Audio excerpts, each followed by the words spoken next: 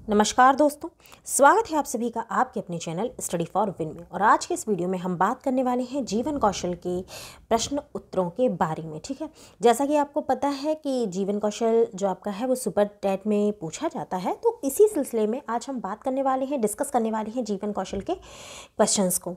तो चलिए फटाफट शुरू करते हैं हम आज का अपना टॉपिक बिना टाइम वेस्ट किए हुए। तो वीडियो को लाइक ज़रूर कर दीजिएगा। तो पहला क्वेश्चन देखते हैं। इंग्लैंड की किस शिक्षा दार्शनिक ने वैयक्तिकता को जीवन का आदर्श बताया है? तो इसका आंसर है टीपी नन। ठीक, अगला है, शिक्षा में सामाजिक दक्षता का उद्देश्य किसने दिया है? तो दिया है जॉन डीवी ने। राष्ट्रीय चेतना का विकास किसके द्वारा होता है? तो राष्ट्रीय चेतना का विकास शिक्षा द्वारा होता है। हमारा जो व्हाट्सएप नंबर है वो है 9496369356। इस नंबर पर आप कांटेक्ट करके नोट से संबंधित जानकारी प्राप्त कर सकते हैं। नेक्स्ट क्वेश्चन है आपका, प्रबंधन को जीवन रक्त किसने कहा है? तो वो कहा है ड्रकर ने। ये सारे ही क्वेश्चंस बहुत इंपॉर्टेंट हैं, तो इनको आप प्लीज़ ध्यान से देखिएगा, सुनिएगा, समझिएगा और कहीं पर नोट करते चलिएगा। शिक्षक का व्यवहार छात्रों के प्रति कैसा होना चाहिए? तो ऑब्वियस है कि सहानुभूतिपूर्ण होना चाहिए, थोड़ा सा लवेबल होना चाहिए। एकदम आप अगर आप रूड रहेंगे तो बच्चे आपसे उतना ज़्यादा इंक्लूड नहीं हो पाएंगे ना, कनेक्ट नहीं हो पाएंगे। अभिवृत्ति का सामान्य अर्थ क्या है? अभिवृत्ति का सामान्य अर्थ होता है सोचने की क्षमता।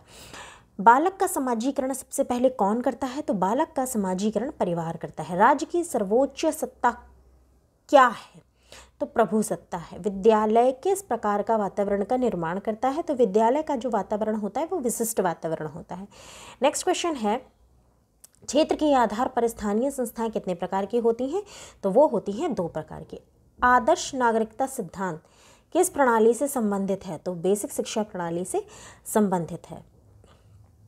बेसिक शिक्षा बच्चों को, चाहे वे नगरों के हों या ग्रामों के हों, भारत की समस्त सर्वोत्तम और स्थायी बातों से संबंधित करती है। ये किसका कथन है? ये कथन है महात्मा गांधी का। नेक्स्ट क्वेश्चन है, बेसिक शिक्षा में किस समस्या पर विशेष ध्यान दिया गया है? तो जीविकोपार्जन की समस्या पर ध्यान दिया गया है। अगला क्वेश्चन आपका आता है, बेसिक शिक्षा प्रणाली की रूपरेखा निर्माण के लिए गठित समिति की अध्यक्षता किसने की थी? तो वो की थी डॉक्टर जाकिर हुसैन ने। नेक्स्ट क्वेश्चन है आपका, गांधी जी ने शिक्षा के किस विषय को महत्व दिया था?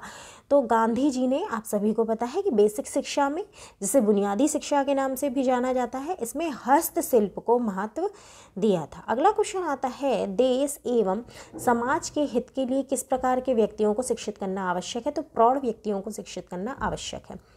अखिल भारतीय प्रौढ़ शिक्षा परिषद की स्थापना कब हुई थी? 1940 में। नेक्स्ट क्वेश्चन है, संवेगों को जानने का सर्वोत्तम ढंग या उपाय क्या है?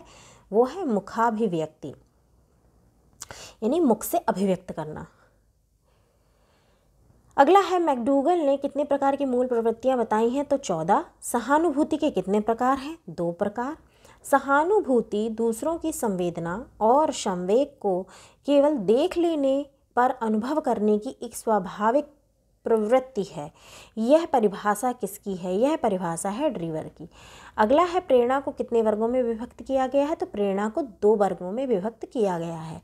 ठीक, प्रेरणा कार्य को प्रारंभ करने, जारी रखने और नियंत्रित करने की प्रक्रिया है। किसका कथन है? ये गुड महोदय का कथन है और ये परिभाषा कई बार पूछी गई है। और हमारे चैनल पर जो प्रेरणा यानी मोटिवेशन से रिलेटेड जितनी भी परिभाषा है उनको याद करने की एक ट्रिक है।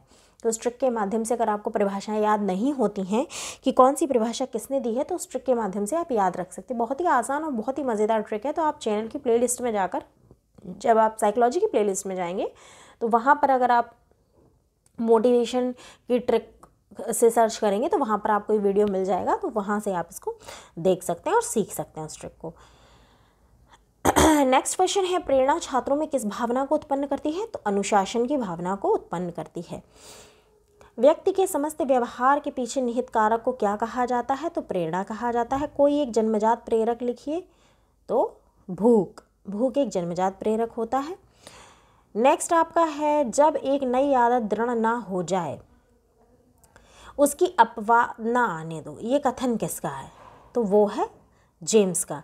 जब कोई ऐच्छिक कार्य बार बार किया जाता है तो उसे क्या कहते हैं, उसे कहते हैं आदत। ठीक, किसी व्यक्ति का वह व्यवहार जिसे व्यक्ति बार बार दोहराता है, किसी व्यक्ति द्वारा किया गया वह कार्य जिसे व्यक्ति बार बार करता है और वो भी ऐच्छिक कार्य, तो वो उसकी आदत कहलाती है। ठीक है, अगला है आपका होरेस और मैन के अनुसार दंड का उद्देश्य क्या है। तो होरेस और मैन के अनुसार दंड का जो उद्देश्य है वो है बुराई को रोकना। ठीक है, होरेस और मैन के अनुसार जो है दंड का उद्देश्य है बुराई को रोकना।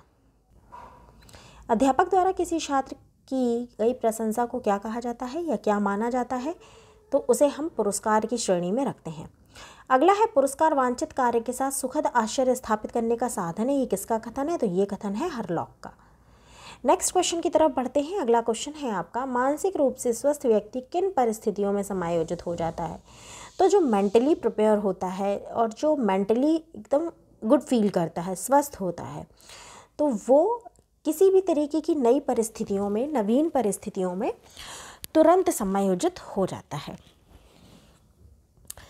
अगले क्वेश्चन की तरफ बढ़ते हैं, देखते हैं अगला क्वेश्चन क्या है। विद्यालय के संदर्भ में दंड कितने प्रकार का होता है। तो विद्यालय के संदर्भ में दंड जो है वो आपका 2 प्रकार का होता है। पहला शारीरिक दंड और दूसरा आर्थिक दंड। ये विद्यालय के संदर्भ में बात की जा रही है, यानी कि विद्यालय में बच्चों को अगर दंड देना हो तो आप किस तरीके से दे सकते हैं, 2 तरीके से, या तो आप उन्हें शारीरिक दंड दे सकते हैं या उन्हें आप आर्थिक दंड दे सकते हैं। अगला है अभिप्रेरणा का मनोविश्लेषण सिद्धांत किसने दिया, तो वो दिया सिगमंड फ्राइड ने। अभिप्रेरणा के कितने घटक हैं, अभिप्रेरणा के 4 घटक हैं। अभिवृत्ति के कितने घटक होते हैं, तो अभिवृत्ति के 3 घटक होते हैं। परामर्श प्रदान करने की कितनी विधियां हैं, तो परामर्श प्रदान करने की 2 विधियां हैं। अवांछनीय व्यवहार को दूर करने का साधन क्या है, तो उसे दंड के द्वारा दूर किया जा सकता है, यानी कि वो व्यवहार जो वांछित ना हो, जिसे हम नहीं चाहते हैं कि सामने वाला व्यक्ति करे, तो उसको दूर करने के लिए हमें क्या ज़रूरी है, हमें बालक को या उस व्यक्ति को दंड देना होगा। ठीक, मानव जीवन का आधार क्या है, तो मानव जीवन का आधार है व्यवसाय, क्योंकि जब इंसान कमाता है तभी खा पाता है, सीधी सी बात है यहाँ पर, है ना। तो मानव जीवन का आधार ही व्यवसाय है। प्रधानाचार्य द्वारा की गई किसी बालक की सार्वजनिक प्रशंसा को आप किस वर्ग में रखेंगे, तो प्रधानाचार्य द्वारा की गई किसी बालक की सार्वजनिक प्रशंसा को हम पुरस्कार के वर्ग में रखेंगे। अगला है आपका, मूल्य वह है जो मानव इच्छाओं की तुष्टि कर सके। यह किसका कथन है, ये कथन है अर्बन का। नेक्स्ट क्वेश्चन है, धर्मनिरपेक्ष का मूल अर्थ क्या है, तो धर्मनिरपेक्ष का मतलब होता है धर्म से स्वतंत्र, जो धर्म से स्वतंत्र हो। फिर नेक्स्ट है, सभी शिक्षाओं का उद्देश्य मानव निर्माण है। मानव शब्द मानवीय गुणों का द्योतक है। ये किसका कथन है, तो ये कथन है स्वामी विवेकानंद का। अगला क्वेश्चन है, कारखानों आदि में बच्चों को नौकर रखने पर किस अनुच्छेद के अनुसार रोक लगाई गई है, यानी कि जो बाल शोषण हो रहा है या जो बालकों को लेबर बना लिया जाता है, तो उस पर रोक लगाने के लिए, ठीक, कौन सा अनुच्छेद है भारतीय संविधान में, किस अनुच्छेद में बात की गई है, तो वो की गई है अनुच्छेद 24 में।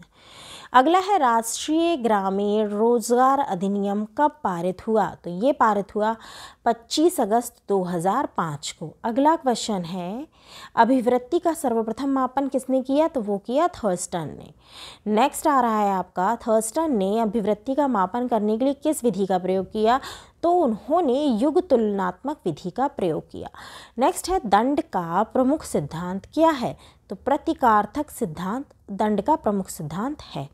अगला क्वेश्चन है आपका, विभिन्न राष्ट्रों के मध्य संबंध और अच्छी भावना क्या कहलाती है, तो वो कहलाती है अंतर्राष्ट्रीय सद्भावना। और आज की सीरीज़ का आपका लास्ट क्वेश्चन है, नेशनलिज्म एंड गवर्नमेंट। इस पुस्तक के लेखक कौन हैं, तो इसके लेखक हैं जिमर्न अच्छा क्वेश्चन है, इम्पॉर्टेंट क्वेश्चन है, आ सकता है आपके एग्ज़ाम में, तो इसे याद करिए। तो फ्रेंड्स, ये थे आज की सीरीज़ के आपके 50 इंपॉर्टेंट क्वेश्चंस। उम्मीद है वीडियो आपको अच्छा लगा होगा, आपके लिए हेल्पफुल रहा हो। तो प्लीज़ वीडियो को लाइक और शेयर ज़रूर कीजिए। चैनल पर अगर पहली बार आए हैं तो प्लीज़ चैनल को सब्सक्राइब करके बेल आइकन प्रेस कर लीजिए, ताकि वीडियोज़ के नोटिफिकेशंस आपको टाइम टू टाइम मिलते रहें। साथ ही साथ अगर आप किसी भी तरीके की हेल्प चाहते हैं तो हमारा नंबर है 9496369356। इस नंबर पर कांटेक्ट करके आप नोट्स लेने की प्रक्रिया जान सकते हैं। तो दोस्तों, फ़िलहाल के लिए इस वीडियो में इतना ही। मिलती हूँ अपनी अगली वीडियो में, तब तक के लिए अपना ध्यान रखिए, खुश रहिए, नमस्कार।